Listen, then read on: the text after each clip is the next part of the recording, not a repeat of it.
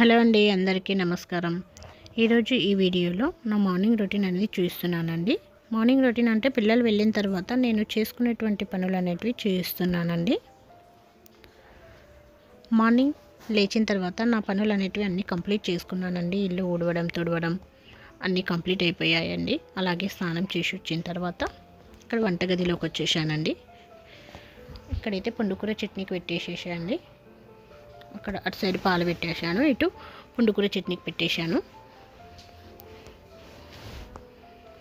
మనం పుండుకూర చట్నీకి ఏం చేయాలంటే ఫస్ట్ పచ్చిమిర్చి అనేటివి కొద్దిగా నూనె వేసి వేయించుకోవాలి. ఆ తర్వాత పుండుకూర అనేది మంచిగా కడుక్కోవాలి.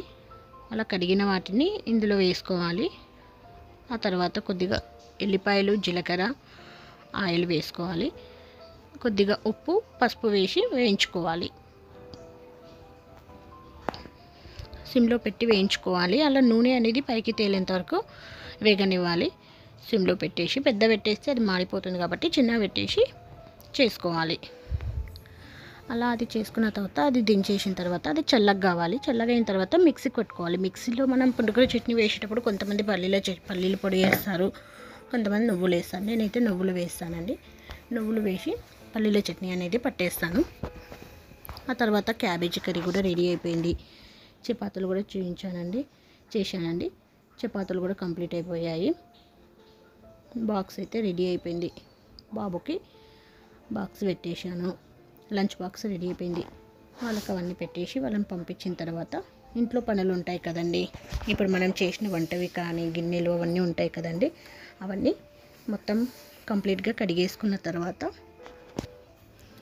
నేను టిఫిన్ చేసి వచ్చిన తర్వాత ఈ పనులు అనేవి పెట్టుకుంటున్నాను.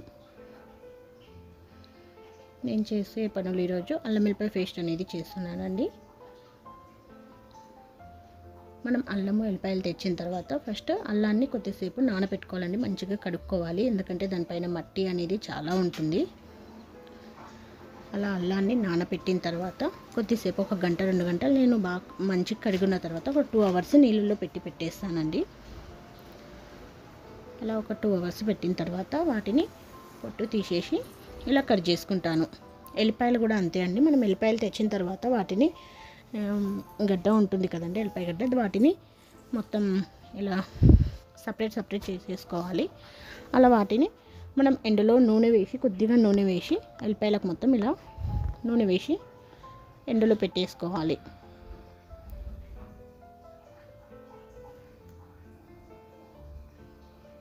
అలా ఎండలో పెట్టేసిన తర్వాత అల్లం అనేది మొత్తం కట్ చేసుకున్న తర్వాత ఇప్పుడు ఎల్లిపాయలు తీసుకోవడానికని వచ్చేసానండి.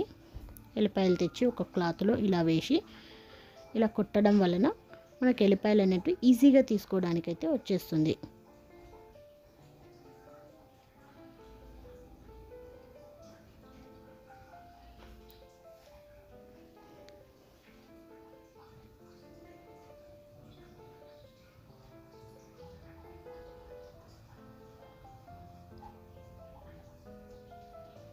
చూడండి, ఇలా ఈజీగా తీసుకోవడానికి వస్తుంది. మనం ఒకటిగా డైరెక్ట్గా అలాగే తీసామంటే ఒక 1 అవర్ పడుతుందండి నాకైతే ఇవి తీసుకోవడానికి. కాబట్టి ఇలా చేసుకోవడం వల్ల ఒక 1/2 అవర్లో నా పని అయితే ఈజీగా అయిపోతుంది. మీరు కూడా ఒక్కసారి ట్రై చేయండి. ఇలా చాలా తొందరగా అయిపోతుంది పని. కానీ చాలా పెద్ద ప్రాసెస్ అండి ఇది. మనం ఇలా చేసుకోవడం వల్ల చాలా తొందరగా అయిపోతుంది పని అయితే. చూడండి ఎంత త్వరగా వచ్చేస్తున్నాయో. మళ్ళొకసారి ఒకవేళ ఏమైనా తీయడానికి రాలేదు అంటే మళ్ళొకసారి మనం వీటిలో ఇంకో కొన్ని మిగిలినవి ఉంటాయి కదండి, అవి వేసేసి మళ్ళొకసారి కొట్టేసుకోవాలి. మిగిలినవి ఏమైనా ఇంకా తీయడానికి రావట్లేదు అంటే కొద్దిగా ఆయిల్ కాదు కొద్దిసేపు మళ్ళీ కొన్ని వేరే వేసేసి కొట్టేస్తానండి. ఇలా ఆ తర్వాత ఈజీగా తీసుకోవడానికైతే వచ్చేస్తుంది.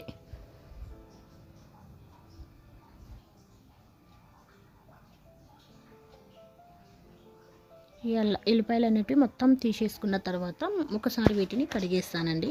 వాటర్లో వేసి మంచిగా కడిగేస్తాను. అలా కడిగిన దాన్ని వాటర్ అంతా మొత్తం వెళ్ళేదాకా చిల్లుల గిన్నె ఉంటుంది కదండి, దానిలో వేసి పెట్టేస్తాను. అలా వాటర్ మొత్తం వెళ్ళిన తర్వాత అల్లము ఎల్లిపాయ 2 కలిపి మిక్సీ పట్టేస్తాను. దాంట్లో కొద్దిగా మనం ఉప్పు నిమ్మకాయ వేసుకోవడం వల్ల అల్లం వెల్లిపాయ పేస్ట్ అనేది చాలా ఫ్రెష్గా ఉంటుందండి. చూడండి, ఇంక ఇవైతే కంప్లీట్ అయిపోతున్నాయండి. ఓకే అండి.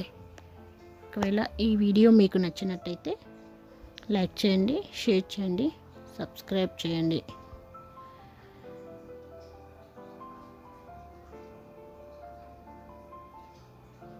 నేను మరొక వీడియోతో మళ్ళీ కలుస్తాను. ఓకే, థ్యాంక్ యూ అండి.